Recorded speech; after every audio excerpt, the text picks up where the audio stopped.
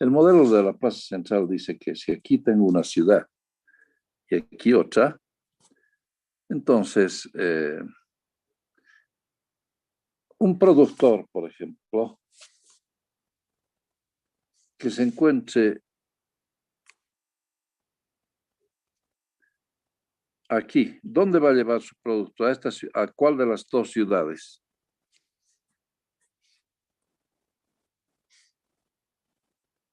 ¿A cuál de las dos La ciudades? derecha ahí, Ya le vamos a llamar ahí. la extrema derecha. Ya. Sí, ¿no?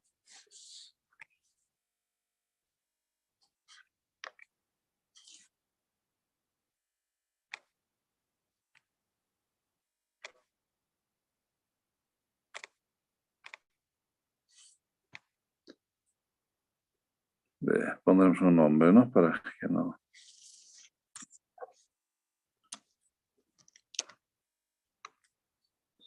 Ya, a la B, ¿no es cierto?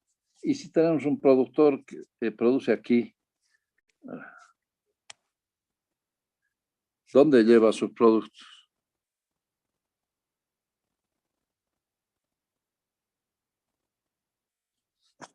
Tengo que tomar nota de quién me respondió. ¿Quién dijo la B en el primer caso? Y Inge Condori Choque, Moisés Condori Choque. Ya, En el otro caso, la A. ya. Y si está al centro,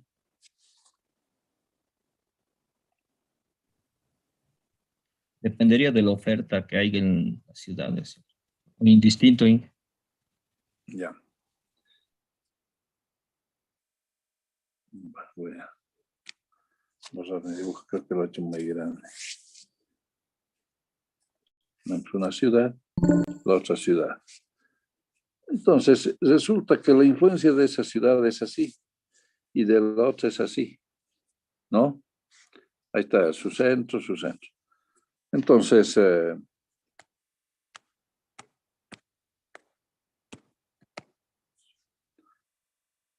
aquí se va a producir una, ¿no? Esto. Si hubiera otra ciudad con otro centro por aquí, ¿no? Por aquí, entonces esto sería así. Entonces tendríamos también esto y esto. Entonces, esto se llama, hay varias teorías, ¿no? Sobre esto. Teoría de repartición de los centros, modelo de la plaza central, el modelo de Cristaler, ¿no?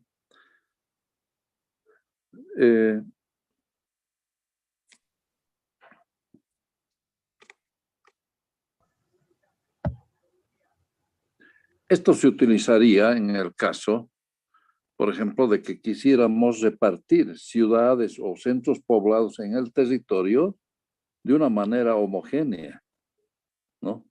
Entonces, tomamos los centros poblados de una cierta talla y vamos dividiendo el territorio así, como ustedes ven estos rojitos. Entonces, centro poblado, centro poblado, centro poblado, ¿no? Y así en todo el territorio. Entonces, se distribuiría de manera homogénea centros poblados de distinta talla, ¿no? Ahora, esa situación también la podemos tomar en la ciudad.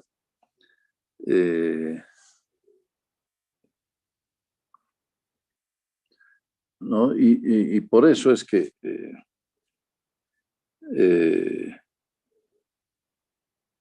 a ver.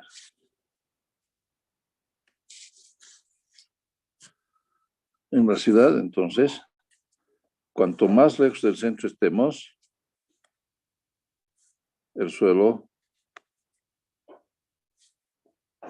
va costando más o menos, ¿no? Más cerca al centro, más caro. Más lejos del centro, más barato. De ahí que, por ejemplo, esta línea azul representa los comercios, ¿no? El comercio en general, ya.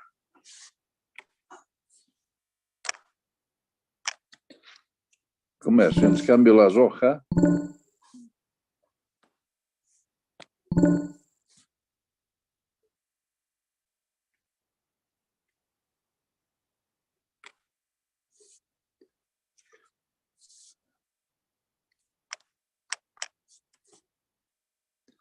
las oficinas y finalmente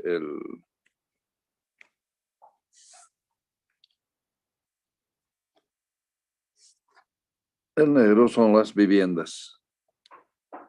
Entonces, el centro tiene más importancia porque ahí hay mucha actividad comercial. Entonces, ustedes pueden ver los locales comerciales al centro cuestan más que en un barrio, ¿no? Y las oficinas cuestan un poco menos el cuadrado. Las oficinas cuestan un poco menos el metro cuadrado, pero de todos modos tienen su valor cuando están más cerca al centro. Y la vivienda, bueno, ya eso va bajando un poco el valor del metro cuadrado de vivienda. Y eso, en un edificio pueden pregunten cuánto vale un local comercial, una oficina y un departamento. Y van a ver que por metro cuadrado es así. Entonces, la importancia está en bueno, esto aquí, el costo. Y aquí vamos a poner la distancia.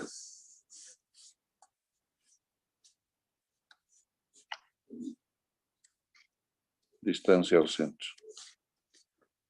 Entonces, cuando es una vivienda, bueno, se puede vivir un poco más lejos. Y lo que se está viendo es más bien que haya una buena conexión al centro, que se pueda llegar al centro lo más rápido posible, ¿no? Eso sea con transporte público o transporte propio.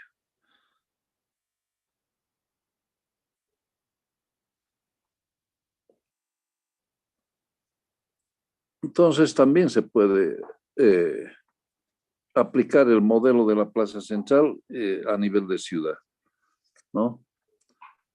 Esto cuando estamos hablando del costo o el precio del suelo, ¿no?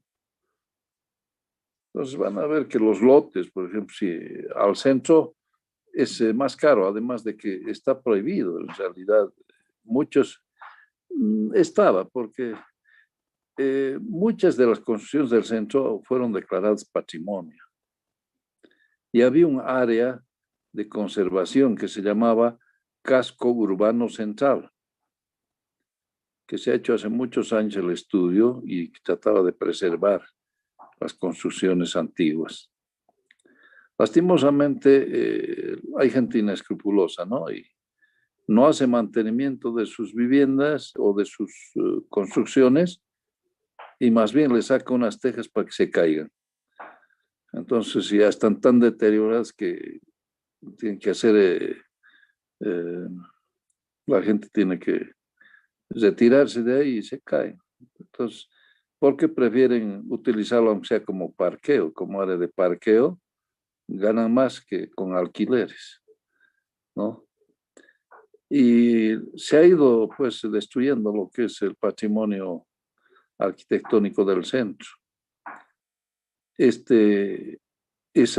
Ese perímetro donde debería preservarse las viviendas ya ha sido desvirtuado. Creo que ya hasta el alcalde ha levantado las manos porque es una cosa increíble cómo se va deteriorando. Hay algunas viviendas todavía que se exige que se las conserve, ¿no?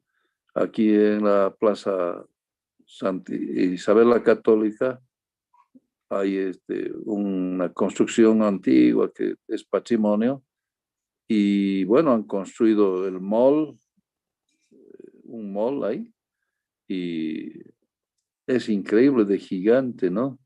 Tiene varios pisos de parqueos, tiene también pisos de oficinas, locales comerciales, plaza de comidas, todo eso.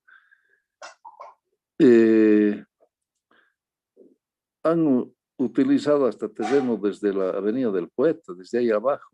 O sea, se puede ingresar a los parqueos por la Avenida del Poeta, ¿no? Y súper gigante.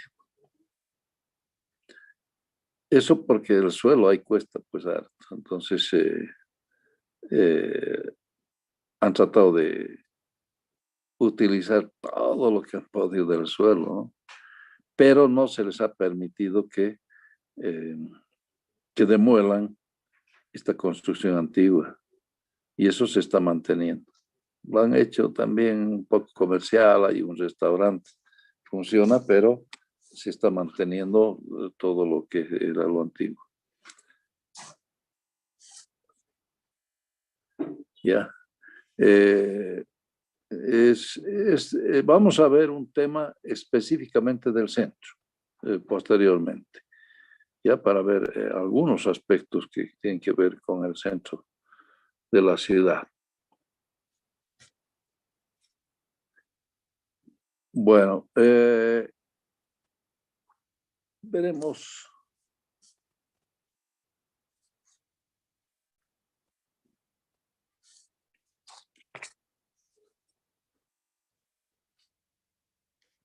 Son los servicios urbanos municipales.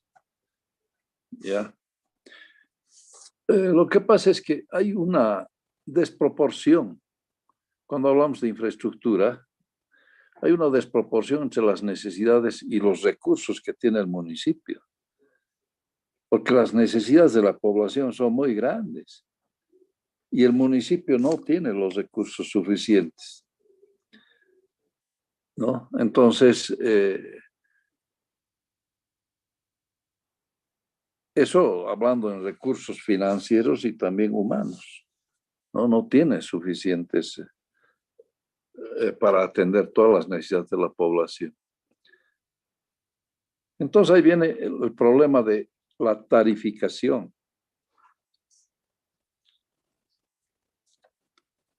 O sea, hay que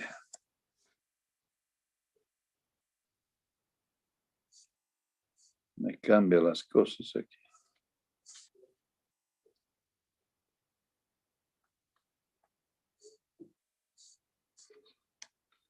Tarificación.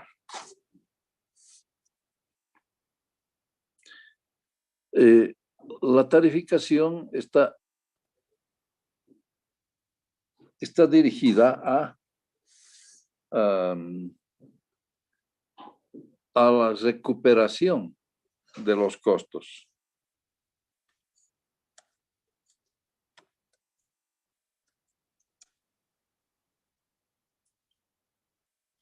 ¿No? Se fija una tarifa para qué? Para recuperar costos, ¿no? Estamos gastando en infraestructura para poder proveer servicios. Entonces es justo cobrar un monto para recuperar esos costos, porque los recursos, ya les he dicho, municipales son bajos, tanto en lo financiero como en personal. Son insuficientes. Entonces, cuando se trata de recuperar costos, significa que eh, estos servicios, los servicios, deben ser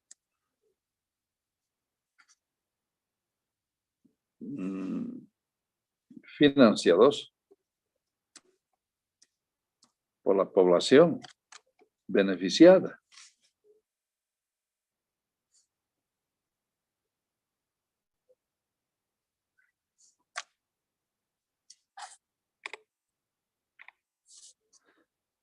O sea, tienen que pagar, por eso se hace la tarificación, para recuperar costos.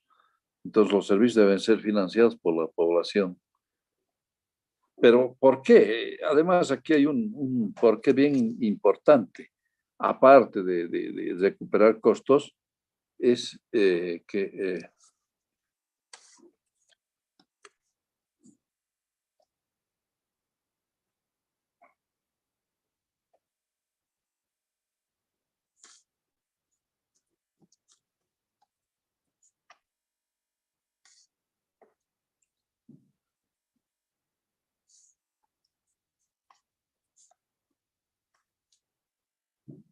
para no favorecer particularmente a los habitantes urbanos, ¿no? Porque de otra manera se estaría subsidiando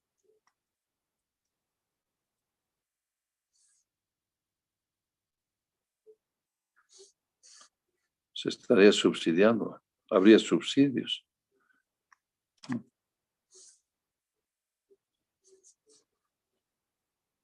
Y si hay subsidios, entonces estaríamos favoreciendo la migración hacia la ciudad, porque por un servicio se pagaría menos en la ciudad y en el campo a veces no tienen y a veces pagan más, ¿no? Entonces, porque es más difícil proveer los servicios en el campo. Entonces, se favorece la migración.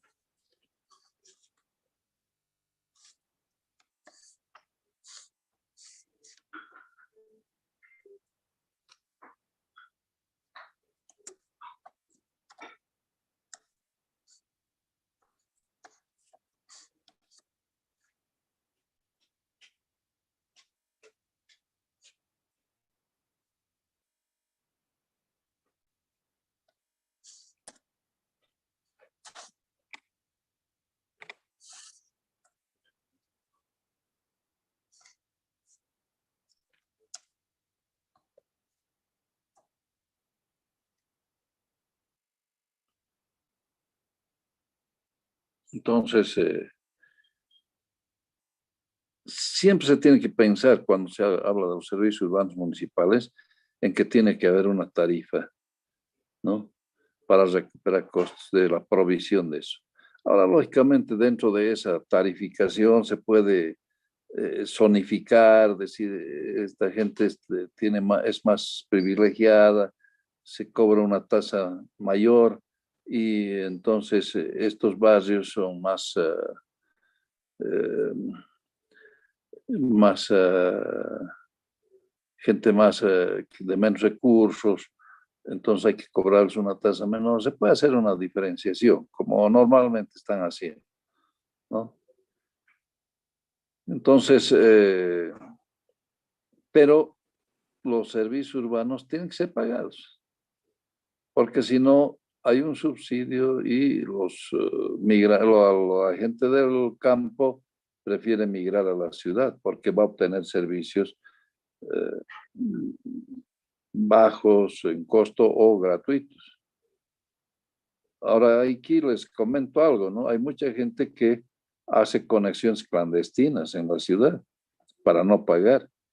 Y ahora último se han encontrado conexiones clandestinas de agua, ¿no?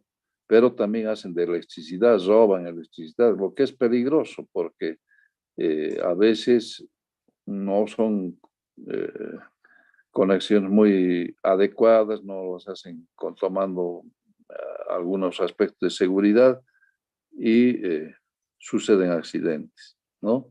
Puede haber un incendio o puede pasar la corriente a alguien, que yo les puedo dar ejemplos.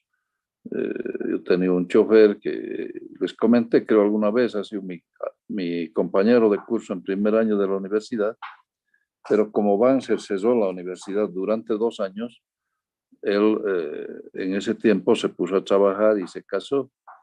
Entonces ya no pudo continuar estudiando. Y él quería ser ingeniero, pero entró a trabajar al servicio de caminos, queriendo trabajar en topografía, por lo menos estaba relacionado en algo con la ingeniería civil que le gustaba. Pero el jefe era el jefe ahí y dijo, no, tú vas a trabajar como chofer. Después te voy a poner a topografía. Y nunca lo cambió y toda su vida trabajó de chofer. Claro que dentro de eso siempre a los antiguos se les daba prioridad de venir a la ciudad y él terminó trabajando aquí en la ciudad. Y llegó a ser mi chofer y él había sido mi compañero de curso en primer año de universidad. Pero él tenía un problema en la mano. ¿Y qué había pasado? Que había tenido una conexión mal hecha de electricidad en su casa. Y entonces una sábana había colgado en una sábana mojada, la colgó en el alambre y le pasó la corriente y bueno, más bien que no murió, pero una de sus manos quedó sin poder mover los dedos, o sea, eh, no los podía ya manejar y no se pudo resolver eso. Entonces él era chofer, pero manejaba así, pues tenía ese problema, pero era buen chofer, pese a eso, ¿no? Yo he visto, bueno, comparando un poco con eso, una vez tomé un trufie para ir a Cruce Viacha desde San Pedro y había el señor, yo me senté adelante y el que manejaba no había tenido una mano y corredor todavía y para hacer los cambios con el brazo que no tenía la mano, sujetaba el volante y medio cruzando, porque le faltaba la mano derecha, hacía los cambios. Increíble, ¿no? Y le gustaba coser además, ¿no? Yo decía, pucha, debería tener más cuidado si tiene ese problema, pero no, cose.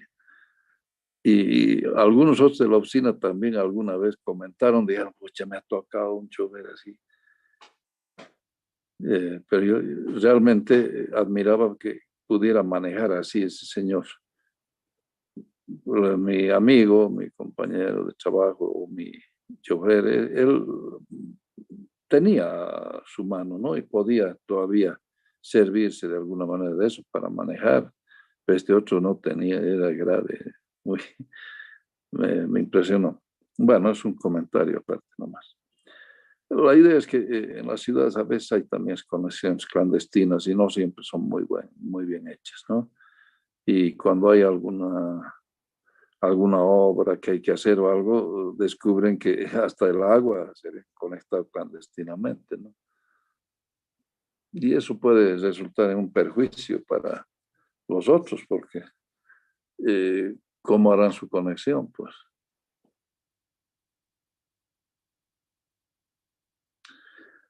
bueno, ahora estamos hablando de la ciudad. La ciudad tiene varios componentes, que son las viviendas, los equipamientos, los servicios. Entonces, vamos a hablar un poco sobre la política de vivienda.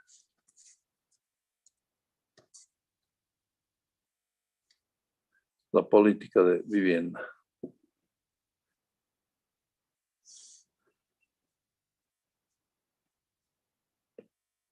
Miren, cuando la ciudad va creciendo, los que menos tienen, ya les he dicho, van a ocupar los lugares que los que más tienen han desechado, lugares de fuerte pendiente que pueden estar sujetos a inundaciones o a deslizamientos. Entonces, eh, algunos plantean, dicen, bueno, hay que llevar adelante una política para que la gente que vive en estos barrios espontáneos vuelva al campo, ¿no? Entonces, eso ya es como decir en Brasil que se entren a las favelas y demuelan las favelas para que la gente vuelva al campo, ¿no? Esas ideas tiene algunos, ¿no? Destruir o demoler los asentamientos espontáneos porque no tienen en realidad papeles, pero tenemos que pensar que es producto de un ahorro, de un sacrificio, esas viviendas, esos barrios espontáneos. Entonces, se tiene que llevar adelante políticas como el de barrios de verdad, ¿no? Que les permitan integrarse a la ciudad. Ahora, ¿qué es lo que pasa con la vivienda? En realidad se tiene la compra del terreno, lo que sería, digamos, lo correcto, ¿no? Compra del terreno y a eso le sumamos el diseño,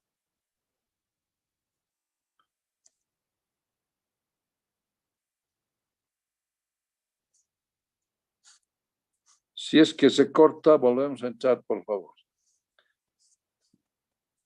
Diseño arquitectónico, ¿no? O sea, un arquitecto participa y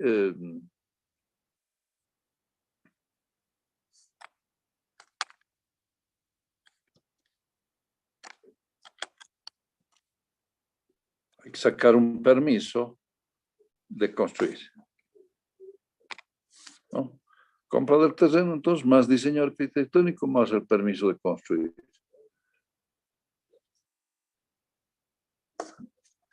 Bueno, eso pueden hacerlo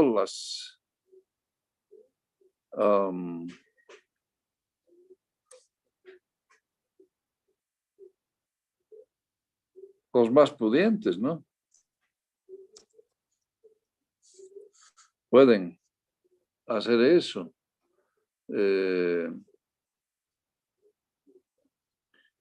Además que tienen posibilidades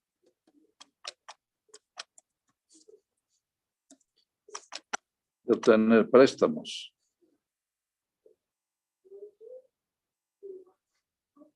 Bancarios, ¿no? Para su construcción. Pero los que no tienen recursos no pueden.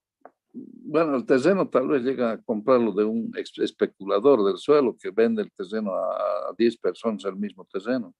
Hay gente así inescrupulosa, ¿no? Ahora, tienen el terreno de alguna manera o se asientan espontáneamente, no hacen un diseño arquitectónico, simplemente comienzan a construir,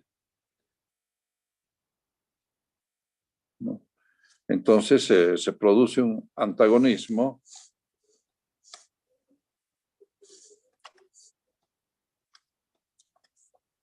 entre la ciudad. ¿Qué pasa?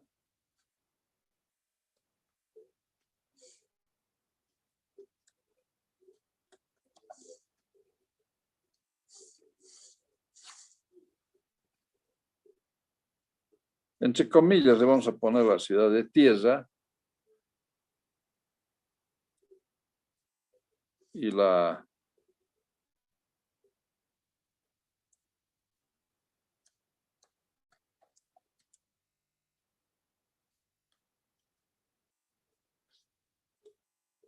ciudad de hormigón.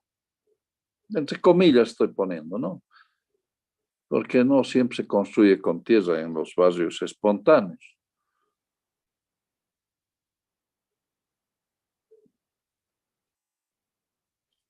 Pues la ciudad de tierra sería los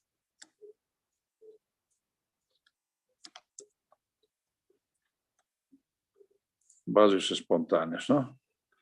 Y la ciudad de hormigón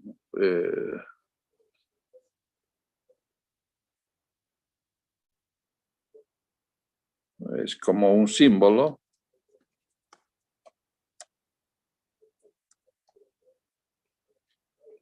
del éxito social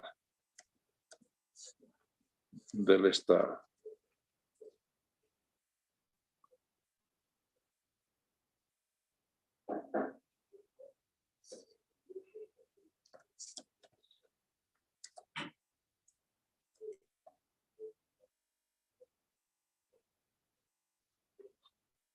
¿No? Bellos barrios residenciales, si quieren le ponemos así.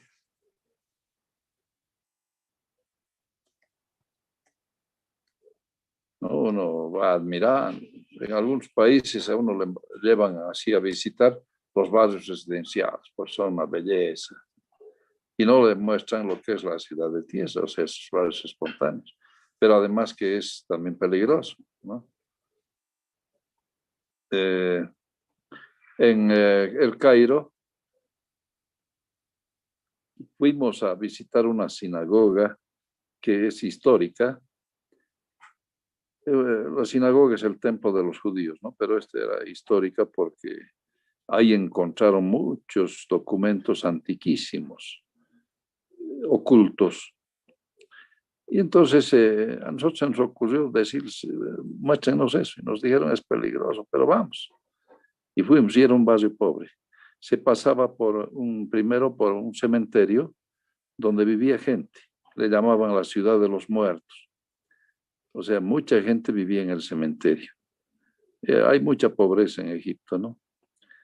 Y nos mostraron desde el bus nomás, ¿no? Esta es la ciudad de los muertos. Y yo tengo publicaciones de eso que he bajado del internet. Y después llegamos a la sinagoga y era un barrio realmente pobre y nos cuidaban bastante, ¿no? Para poder ir. Y hemos estado en la sinagoga y luego hemos vuelto caminando unas cuantas cuadras para encontrar el bus y veíamos pues la pobreza ahí. ¿No? Entonces, hay una diferencia.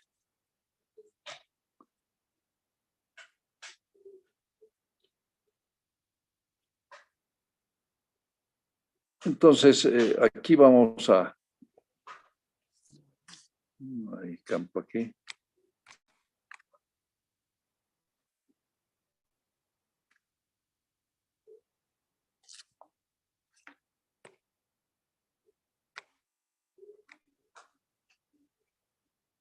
No me permite.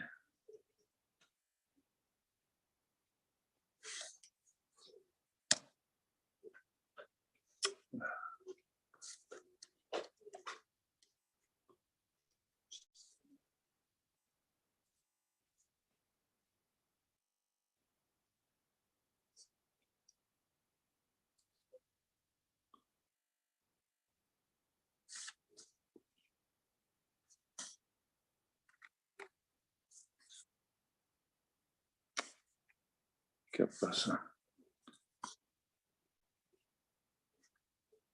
Ahí.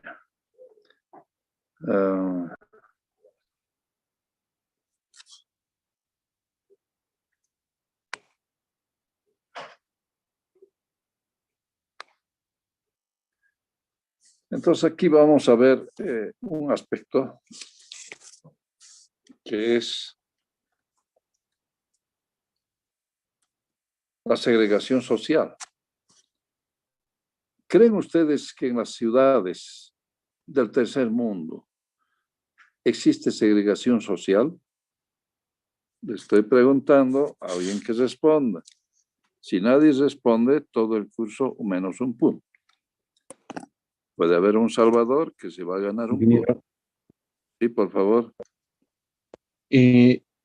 Yo creo que en los países tercermundistas es incluso en donde más segregación social existe.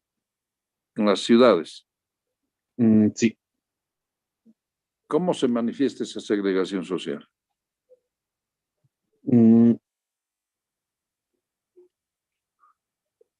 Podría ser...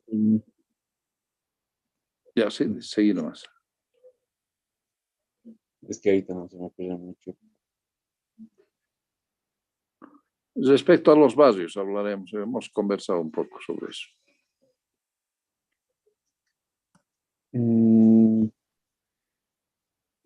Podría ser que la segregación social a las personas migrantes que viven aún más alejados del centro. Ya. Entonces hay barrios residenciales y barrios espontáneos, ¿no?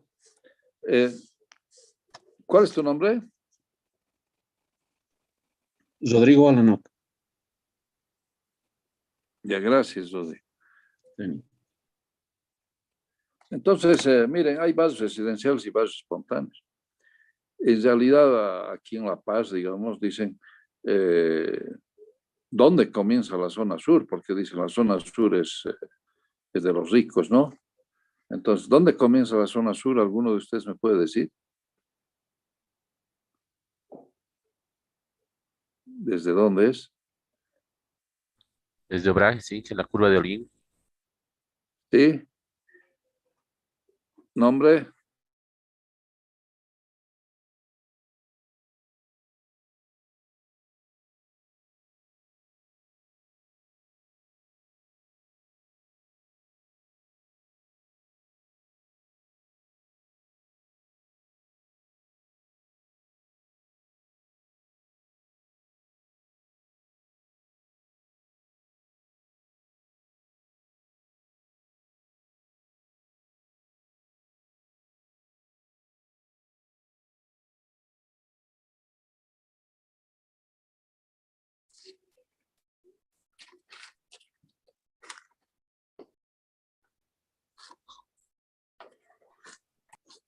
Inge, Luis Centellas es mi nombre, por si acaso. Ya, Luis Centellas.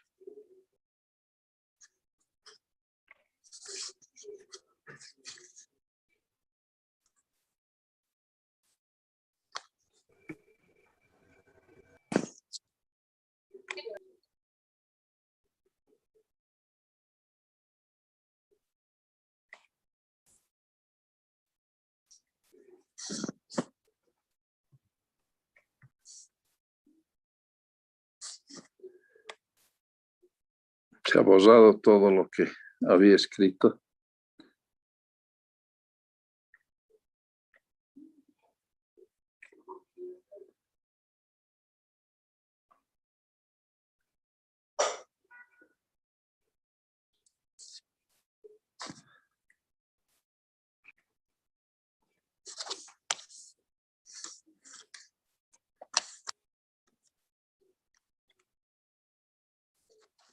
Hablando de los barrios, ¿no? Entonces,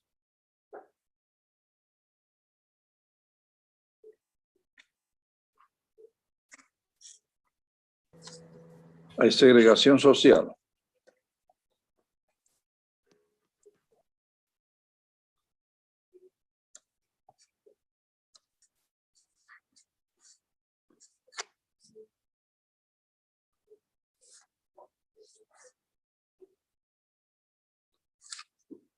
Hay barrios residenciales, barrios espontáneos, sí. Bueno, su compañero nos dice que la zona sur comenzaría en la curva de Holguín. ¿Ustedes tienen alguna otra opinión al respecto?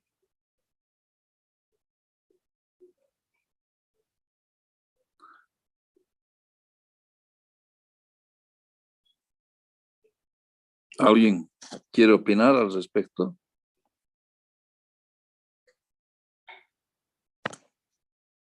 Bueno, miren, yo caminando con los chavotes estábamos charlando y llegamos a la Plaza del Estudiante y me dijo, no, hasta aquí nomás.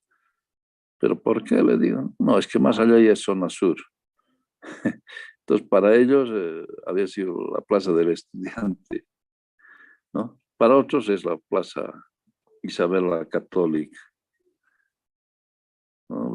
Pero en realidad yo creo que hay algún error dentro de esos conceptos, porque cuando ha habido saqueos, el 2019, cuando ha habido problemas, han saqueado.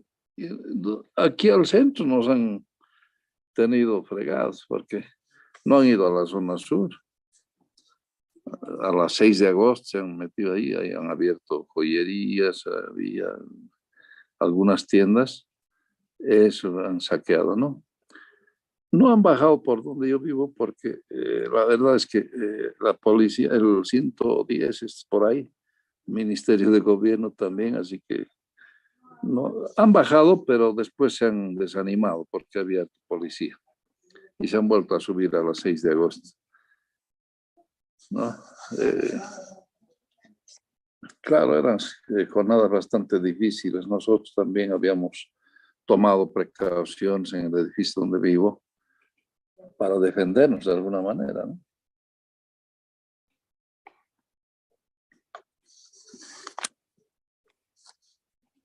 Así. Es que hay una idea errada sobre lo que, sobre quiénes viven en dónde, ¿no? Pero yo les digo, en la zona sur, en medio de todas esas viviendas tan bonitas que hay, bastante bien hechas, hay talleres, porque saben que los antiguos dueños de eso, después de la reforma agraria, eran los colonos de las haciendas, de las propiedades que había ahí abajo. Entonces a los colonos les dieron una gran parte del suelo y claro, los patrones se quedaron con una parte también. Y entonces han quedado los hijos como dueños repartiéndose. Y esos hijos tienen un terreno bastante grande, entonces lo lotean. y venden a un buen precio, y se quedan con unos 2 lotes y ahí instalan su taller de carpintería o de algunas otras cosas, ¿no? Entonces, al medio de esas viviendas que se van construyendo nuevas, quedan talleres. Hay gente también que claro, han vendido a buen precio sus lotes, ¿no? Y se han quedado con unos 2 y viven también ahí al medio de toda esa gente. Pero les voy a dar un ejemplo de segregación social. Ya, aquí vamos a hacer. Es una ciudad, este es el ejemplo más clásico, ¿ya? Es el más clásico y es vigente, por eso es interesante.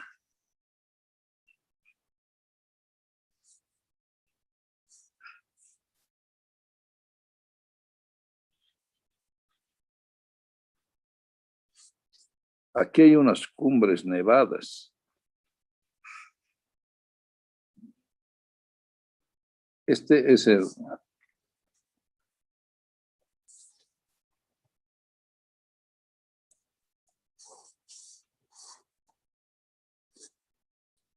Muy arriba creo que he puesto. Vamos a bajarlo.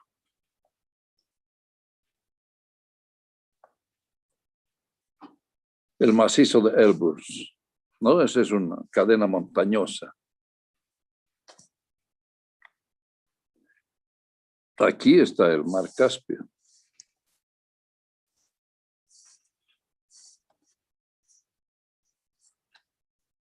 Ah, caray, no entró bien.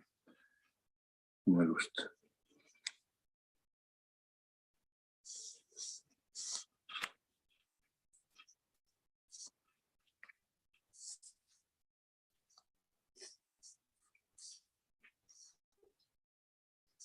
El mar Caspio.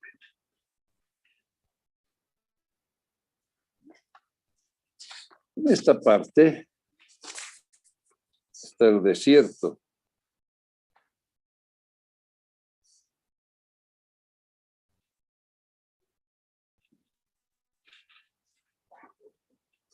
Y resulta que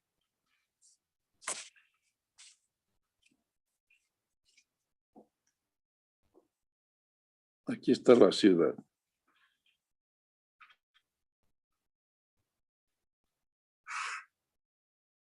Watching me.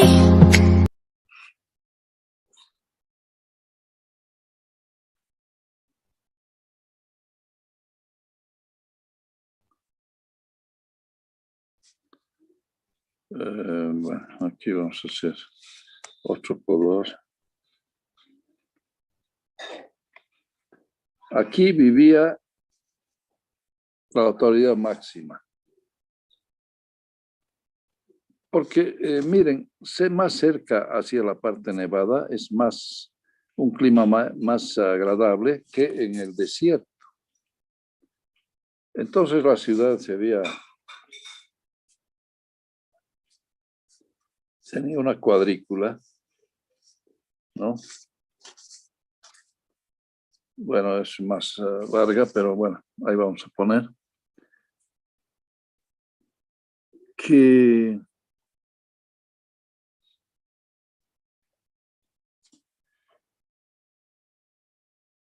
ahora la pregunta que yo os hago, ¿dónde quisiera usted vivir?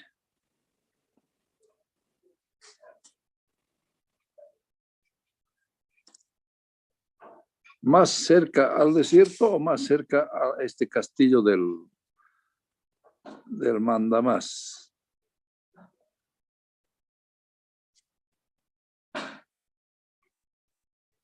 Nadie responde, pues estoy hablando al aire. ¿No hay estudiantes?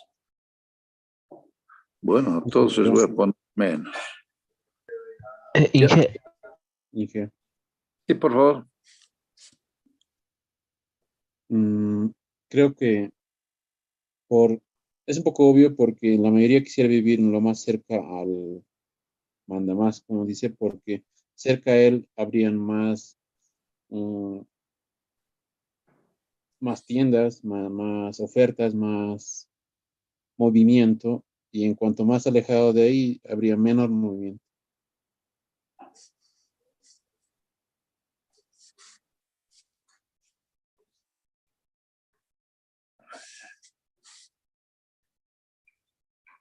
Ya. Les voy a decir qué ciudad es esta, ya, para que se den cuenta. Esta ciudad se llama Teherán. Nada que ver con el ingeniero Terán, ¿no? Esto es Teherán. ¿Es la capital de dónde? De Irán, ingeniero. De Irán. El nombre, los dos últimos. Moisés Condori, ingeniero. Ya. Y el que me dijo que viviría lógicamente más cerca al castillo. Alanuca Rodrigo. Ya, gracias. Entonces, miren, esto es así, ¿no?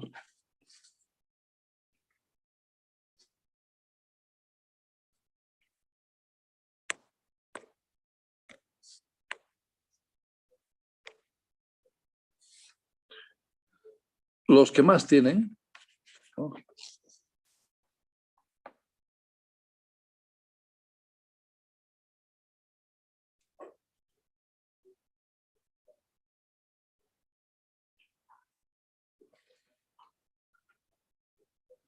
Entonces,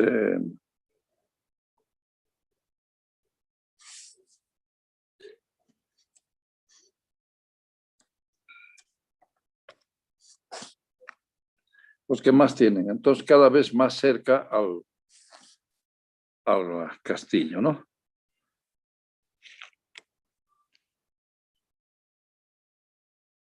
Ya no me deja escribir.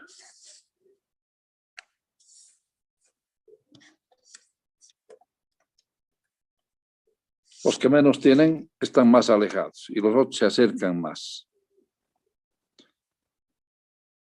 Claro, es un clima mejor. Cuanto más alto es mejor. Y cuanto más te acercas al desierto es entonces más grave, ¿no? Entonces,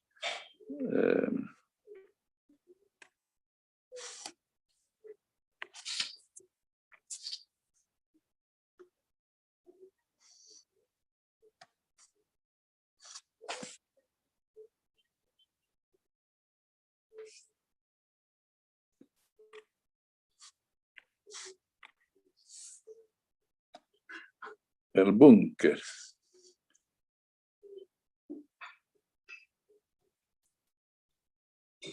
Más alto. Entonces, aquí pues les decía que es un ejemplo clásico porque cuando había el Shah, en tiempos del Shah, ¿no? Ahora ya no hay Shah. El Shah de Irán, el último fue Reza Pahlavi.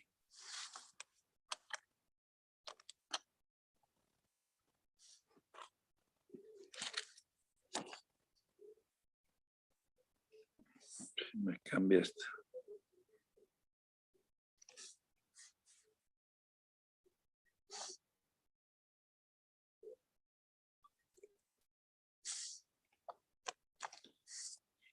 El Shah Reza Pahlavi. Entonces, él vivía en su búnker ahí. Y el Shah es como decir el rey o el zar, ¿no? Tiene distintas denominaciones de acuerdo al lugar. El zar, el rey, o, no sé qué otras denominaciones más habría por ahí.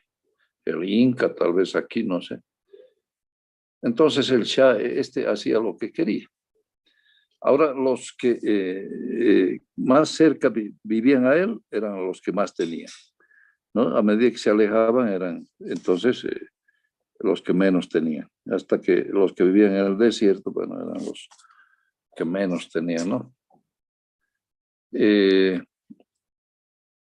Por eso es que hay esta malla bien clara en las épocas del Shah, ¿no? porque después ya aquí ha habido una revolución, él se ha tenido que escapar y bueno, han tomado el poder los ayatolas, que son religiosos, ¿no? Y bueno, ahora nombran presidente, pero los que manejan el poder son los religiosos, los ayatolas. Y claro, ellos ahora ocupan el búnker, ¿no? Pero este es el caso de bien claro de segregación social. Más tienes, más arriba. Menos tienes, más abajo, más cerca al desierto.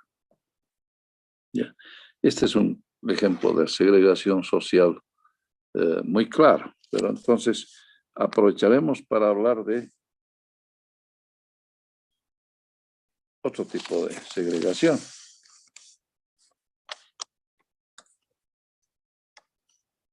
¿Habrá segregación funcional en nuestras ciudades?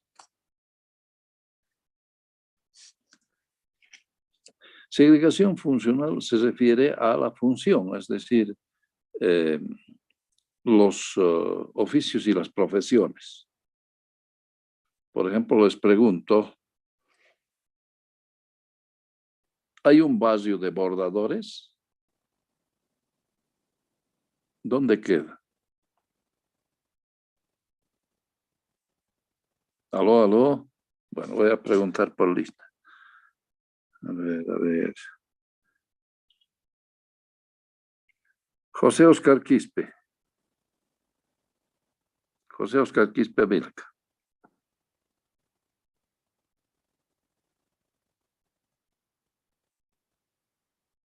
José Oscar Quispe. ¿Dónde queda el barrio de bordadores aquí en La Paz? No responde. Entonces, y ha entrado con 2 celulares. Vamos a restar 2 puntos porque son 2 celulares.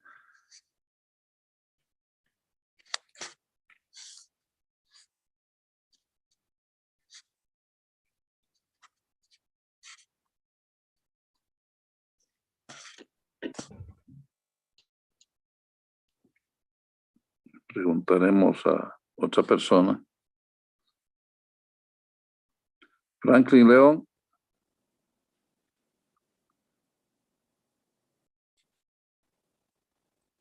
Franklin León.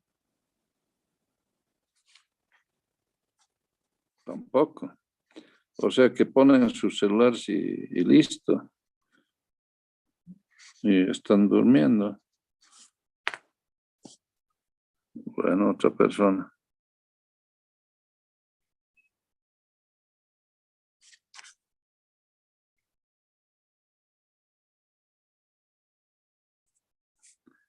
Mónica Palacios.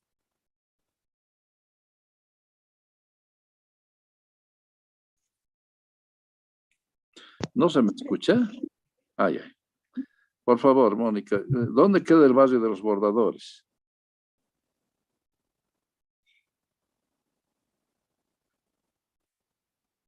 ¿Aló? Los Andes. Sí, es los Andes. ¿Y a quién le ha corregido? Ya, está bien, está bien. Le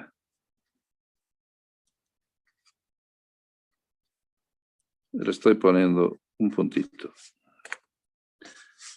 Hay un barrio de los bordadores, ¿no es cierto? Los Andes normalmente. Pero así como hay un barrio de los bordadores, esa es la función, ¿no? La actividad mayor del barrio. Así como eso hay barrios, barrio ferroviario, barrio gráfico, barrio petrolero, ¿no? Entonces, hay también una segregación funcional en la ciudad. Se forman barrios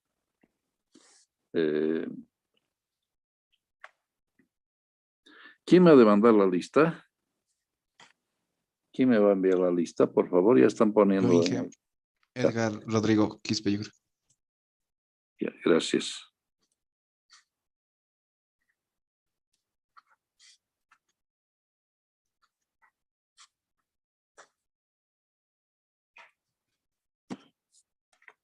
Entonces, en la ciudad hay segregación funcional, de acuerdo a las profesiones, hay una afinidad, ¿no? Entonces, claro, se han hecho un barrio petrolero, son gente que trabajaba en ese sector, el barrio ferroviario, muy cerca de la estación del ferrocarril, barrio gráfico, y así hay distintos barrios que se caracterizan por la función, por los oficios y las profesiones que desempeñaban los que viven ahí, ¿no? Entonces, en las ciudades se presenta segregación social y segregación funcional.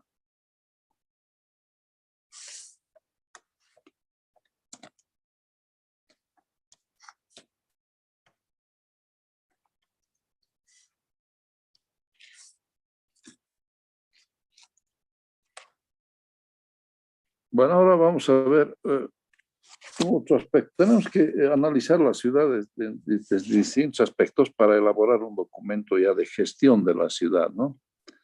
Y es por eso que estamos viendo distintas cosas.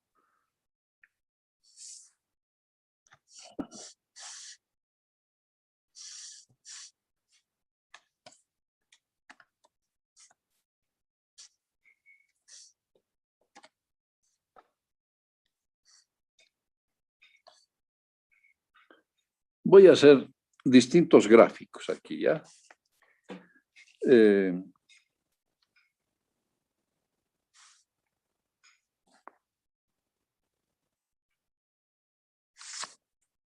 Esta es la ciudad tradicional.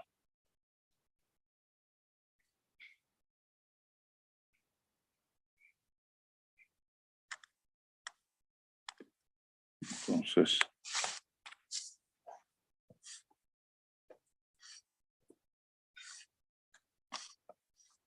ciudad tradicional. Pero de esa ciudad tradicional resulta que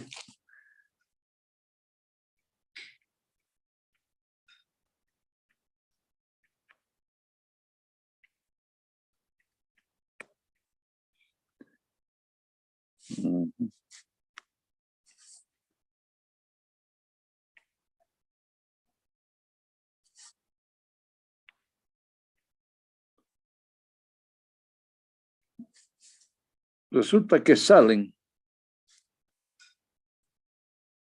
porque la ciudad se satura, ¿no? Hay migración, hay crecimiento poblacional. Entonces, los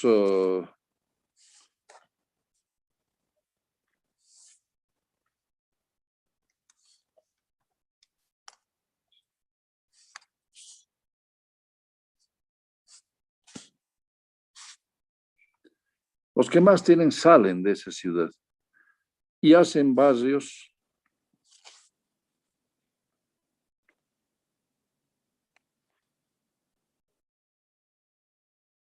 residenciales.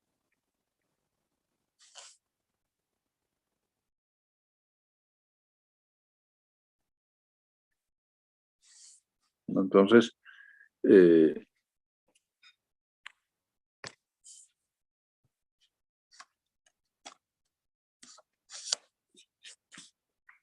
barrios residenciales. O sea, buscan lugares de mejor clima, ambiente bonito, paisaje, ¿no? Y entonces, así ahí salen para formar barrios residenciales.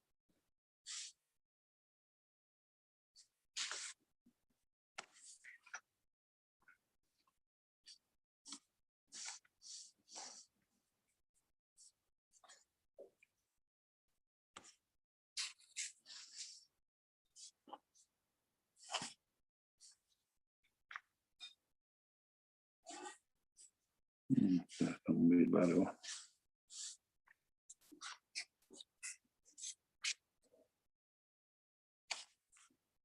Entonces tenemos aquí la ciudad tradicional.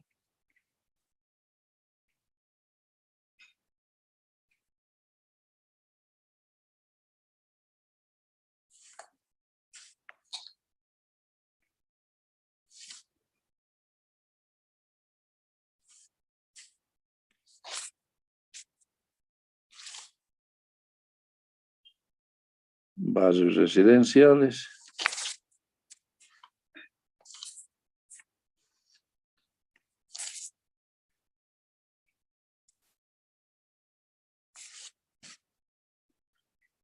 Pero también salen de la ciudad.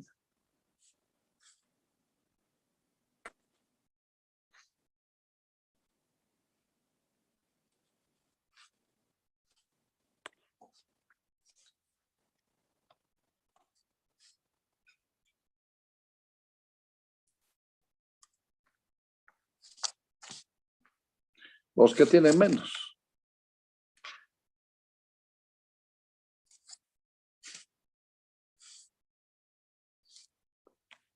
Y esos son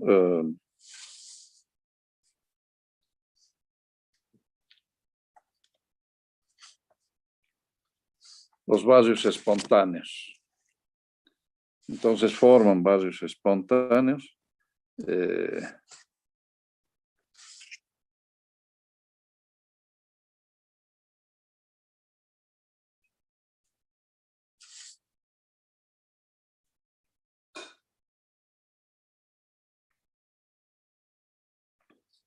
¿No? Se forman barrios espontáneos. Los que tienen menos, entonces, ocupan los lugares que han sido desechados por los que más tienen, ¿no? Como les decía antes, lugares que pueden tener fuerte pendiente, lugares sujetos a inundaciones o lugares inestables. Esos lugares los ocupan los que menos tienen y forman los barrios espontáneos. Y finalmente, no me va a alcanzar, creo,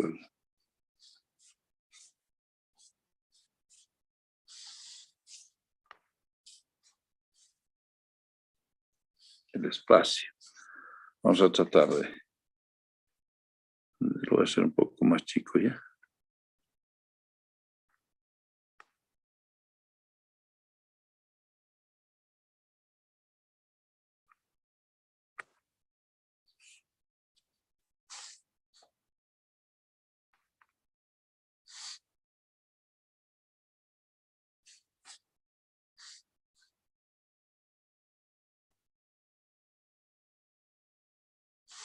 Tenemos los barrios residenciales. Aquí ya no me alcanzó. Bueno. Pero los barrios espontáneos van pidiendo los servicios, ¿no? Agua, alcantarillado, electricidad, agua potable, recolección de basuras, accesibilidad. Y en la medida en que logran eso, se están integrando a la ciudad. Entonces va a producir lo siguiente, ¿no?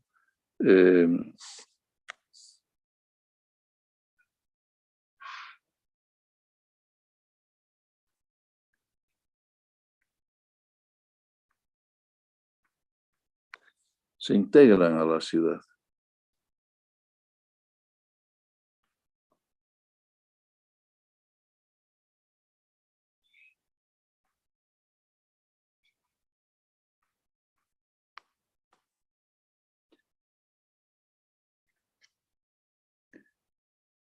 Entonces, en estos 4 gráficos podemos ver el mecanismo por el cual la ciudad crece, ¿no? De la ciudad tradicional que va recibiendo flujos migratorios,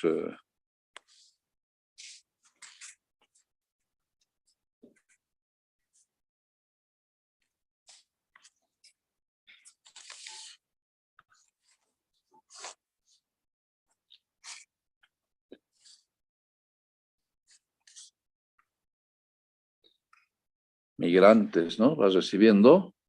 Entonces, la ciudad se densifica. Entonces, la gente, y además crece la población también en la ciudad, más los migrantes, se densifica, hay sobrepoblación. Entonces, los que más tienen salen para formar barrios residenciales. Los que menos tienen forman barrios espontáneos. Y finalmente se integran a la ciudad. Y ese es el mecanismo de crecimiento de la ciudad.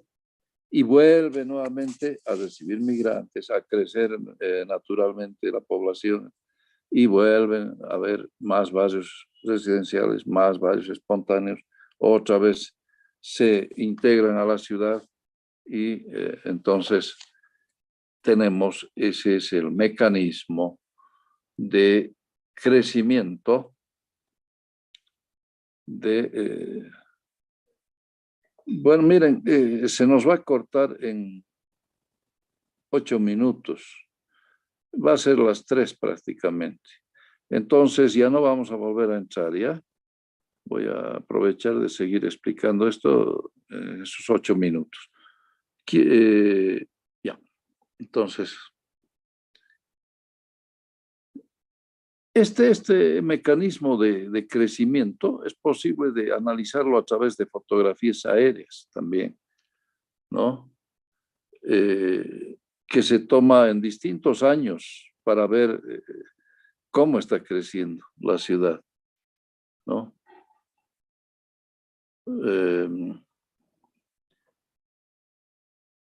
Las zonas residenciales se puede diferenciar en las fotografías aéreas. Y claro, las zonas residenciales inducen a servicios, ¿no? A demanda de... Y bueno, se necesita vías, electricidad dentro del desarrollo urbano. Entonces los barrios espontáneos son los que requieren más que todo, exigen hasta lograr, ¿no? Entonces vean cómo se produce este fenómeno de crecimiento de la ciudad. Ahora nosotros tenemos que guiar ese crecimiento de la ciudad. Esa es la planificación urbana. Hay que guiar el crecimiento porque no puede crecer indistintamente como mancha de aceite. ¿No? Y no puede crecer de una manera que desordenada. Entonces se necesita planificación urbana. Entonces tenemos que entender estos mecanismos para poder corregirlos y tener un crecimiento bajo una administración, una gestión adecuada. ¿Ya?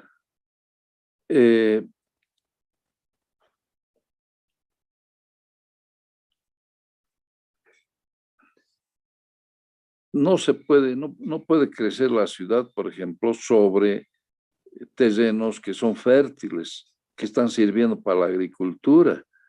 No se debería utilizar estos terrenos para la ciudad, porque estamos quitando a la ciudad misma la posibilidad de proveerse de productos. Lastimosamente, se está produciendo eso porque no hay un control, hay un descontrol. Y hay muchos especuladores del suelo, estos loteadores que se hacen dirigentes de los campesinos, pues son dirigentes de los campesinos de Chuquiaguillo, también como los de Mayasilla y así. Los mismos son, ¿no? ¿Por qué? Porque saben dónde hay plata y se meten de dirigentes y están especulando sobre el suelo, ¿no?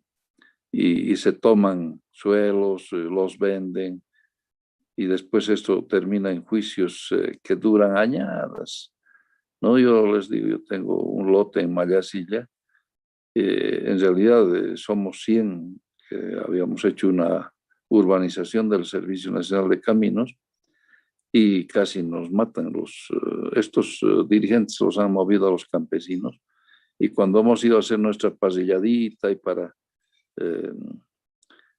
felices de que nos hayan distribuido ya los lotes, nos han atacado y con palos, con clavos en la punta, con picotas han venido, pero era una cosa increíble. Ni un vidrio ha quedado sano del bus que habíamos contratado para ir. Todos los vidrios han roto y no dejaban dar la vuelta. Más bien el chofer recibía las piedras, todo, pero ha tenido mucha, o sea, ha mantenido la calma para poder dar la vuelta.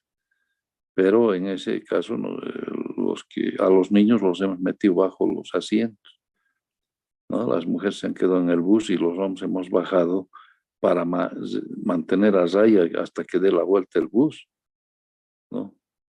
Y bueno, venían con picotes, imagínense. Yo tenía que saltar sobre uno de ellos con picote porque le iba a dar a otro de los, a un licenciado, un economista de caminos, que se cayó y el otro estaba bien con su picote, más he saltado sobre él, lo he hecho caer y así hemos tenido que correr. Algunos han bajado la pendiente, otros se han subido a minibuses que estaban por ahí circulando y otros hemos podido subir al bus y volver para ir a la policía ahí del puente de Calacot. Y la policía no ha querido ir, tenía miedo. Y ahora estamos en un juicio que dura como 20 años ya. Y no podemos, está en la fiscalía, ya hay un juez asignado, pero ahorita hay carteles de venta de esos nuestros terrenos. Es increíble eso, los loteadores. Y los hemos hecho tomar presos a los dirigentes ahí, unos 3 o 4 veces, siempre salen. Siempre salen. Y en eso estamos. Yo lo veo muy difícil, pero mientras tengamos nosotros el derecho, tenemos que reclamar. No, eso es, esa es la situación.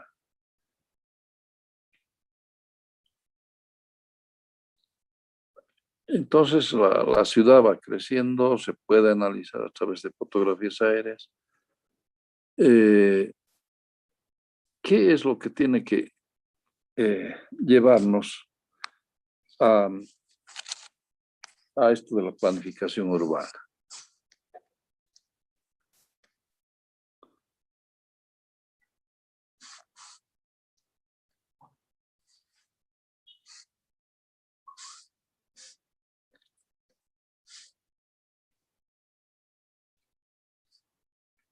Hay que pensar en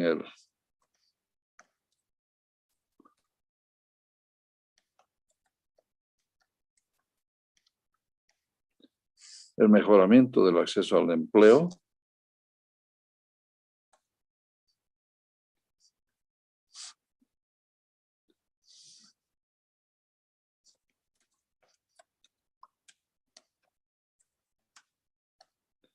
vamos a entender mejor lo que es el cuadro de vida un poco más adelante, pero ustedes ya tienen una idea más o menos.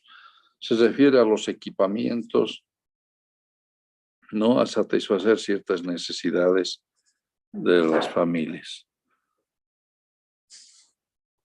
Entonces tenemos que canalizar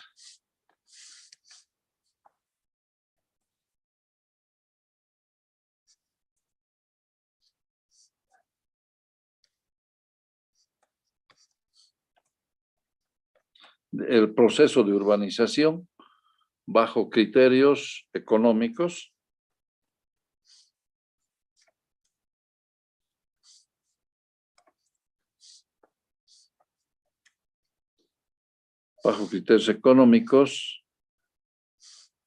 y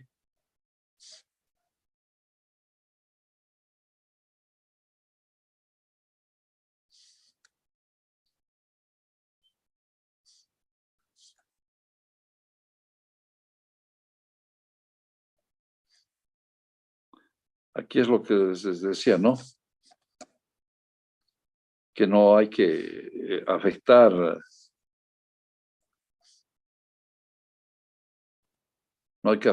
el suelo agrícola. No debería.